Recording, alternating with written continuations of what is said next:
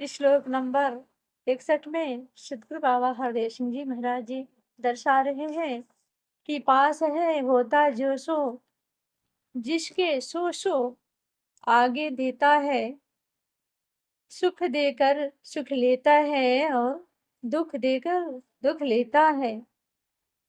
कहाँ से अमृत दे पाएगा भरा जहर जिसके मन में, सदा जहर ही घुलेगा वो दूसरों के जीवन में।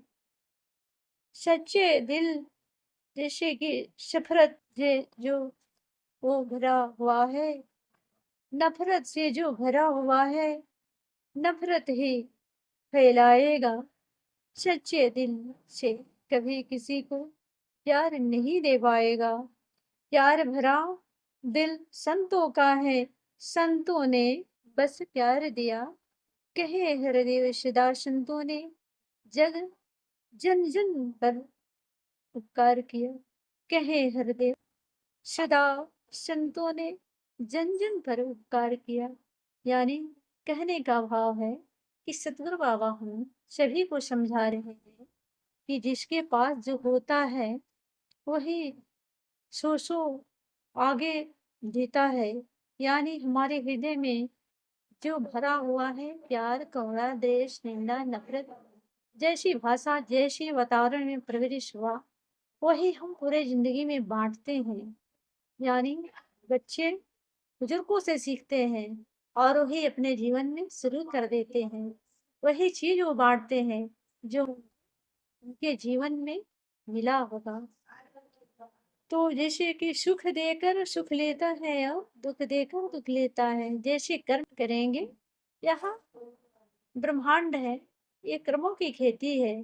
जैसा कर्म करेंगे हमें वैसा ही फल मिलने वाला है। तो दुख देते हैं तो हमें दुख जरूर मिलेगा।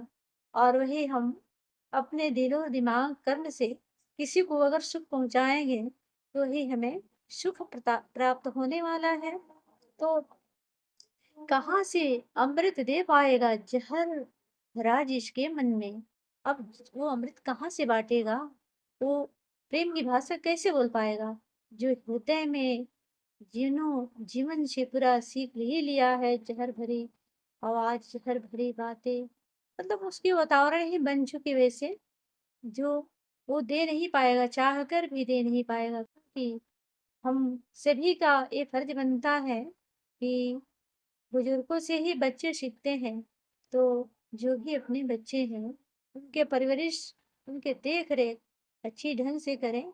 क्योंकि बच्चों का ध्यान वही होता है जहाँ ये बड़े बुजुर्ग होते हैं, क्या करते हैं, वो बच्चे बिल्कुल अपने शीशे जैसे चरित्र को साफ उसी में उतारते हैं जो बड़े बुजुर्ग करते हैं।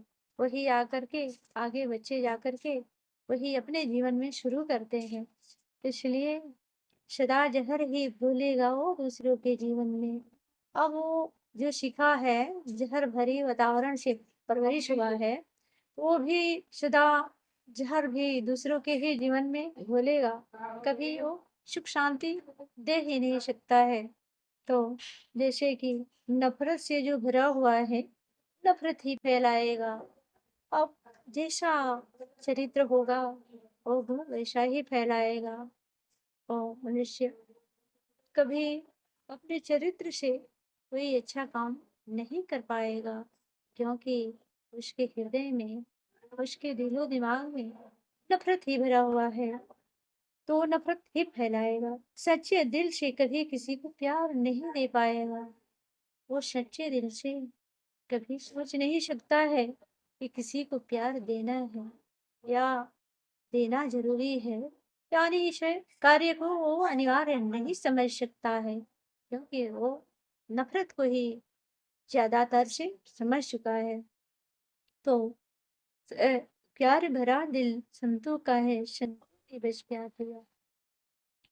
अब ये देखिए कि हमारे संत महापुरुष हैं जो कि ब्रह्मा ज्ञान ले चुके हैं, जो संगत में जाते हैं, जो हरि कीर्तन भजन में जुड़े हुए हैं, वो प्यार भरा दिल संतों का है।